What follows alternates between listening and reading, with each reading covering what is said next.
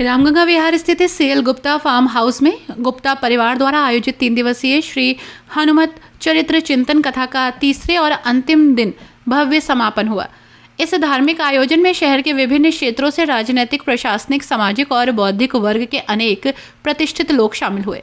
कथावाचक अयोध्यापुरी से पधारे आचार्य श्री मिथिलेश नंदिनी शरण जी ने अपने श्रीमुख से भगवान श्री हनुमान जी के दिव्य और भव्य चरित्र पर प्रकाश डाला। उन्होंने कहा कि महापुरुष सदैव संघर्ष के साथ आगे बढ़े और उन्होंने दुखी एवं जरूरतमंद व्यक्तियों की सहायता की। हमें भी इसी मार्ग पर चलकर हर व्यक्ति की भलाई के लिए कार्य करना चाहिए और सनातन धर्म के प्रचार प्रसार के लिए कार्यरत रहना चाहिए।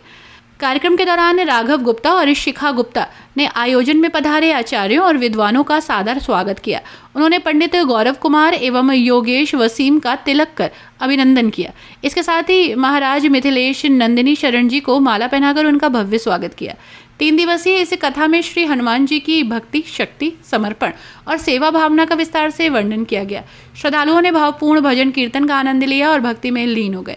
कथा के समापन पर सभी भक्तों को प्रसाद वितरित किया गया, जिससे वातावरण भक्तिमय और उल्लासपूर्ण हो गया। इस पावन आयोजन से नगर में आध्यात्मिक चेतना और धार्मिक जागरूकता का संदेश प्रसारित हुआ। गुप्ता परिवार द्वारा किए गए इस धार्मिक आयोजन की नगरवासियों ने काफी सराहना की और भविष्य में भी ऐसे आयोजनों की कामना की। और जो चाहिए उसका त्याग करेगा, क्योंकि संग्रह त्याग ना बिनु पहचान। जो चाहिए और जो छोड़ना है उन दोनों की पहचान होनी चाहिए। वो पहचान हमारी बाजारों ने भ्रमित कर दिए।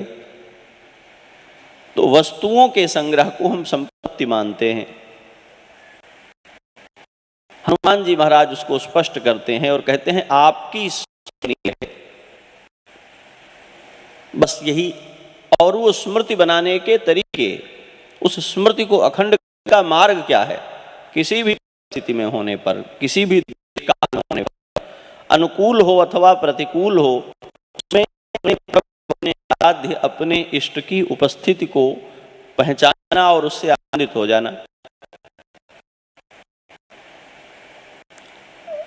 सब वानरों के साथ भगवान श्री राम, रात्रि का समय है, आकाश में चंद्रमा का उदय हुआ, सारी चिंताएं सम्मुख हैं। अभी उस समय 49 गण जो हैं वो एक साथ वहां उपस्थित हो गए।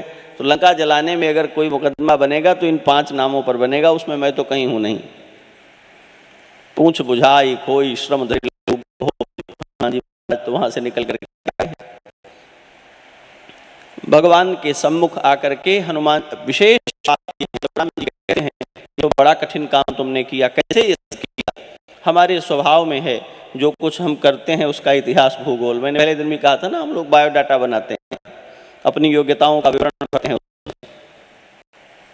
तो श्री हनुमान जी महाराज ने अघटित घटन किया है, असाधारण किया है, जो कहने सुनने में नहीं आवे ऐसी सेवा की है। राम जी ने कहा ये सब कैसे किया? कहा इसमें तो कुछ भी बड़ी बात नहीं है। कहु कपि राम दहु दुर्ग अति बंका। हनुमान जी ने कहा इसमें कोई वैशिष्ट्य तो यही नहीं।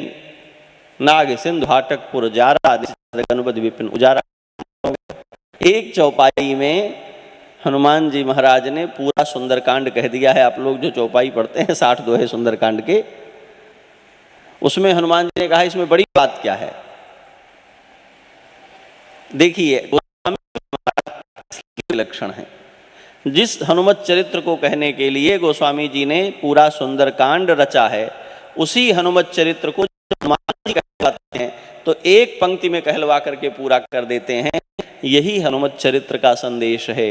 ऐसा जियो कि तुम्हारा चरित्र दूसरे कहें तो कहते पार नहीं लगे, और जब तुम्हें कहना पड़े तो कहने भर कुछ रहे नहीं, ऐसे विनम्र हो जाओ। के लिए गोस्वामी जी को 60 दोहे लगते हैं सुंदरकांड पढ़ने में। वही बात हनुमान जी ने कही, नाग सिंधु हाटक पुर जारा निश्चर गण विपिन उजारा। हो गई, इतनी तो लीला है।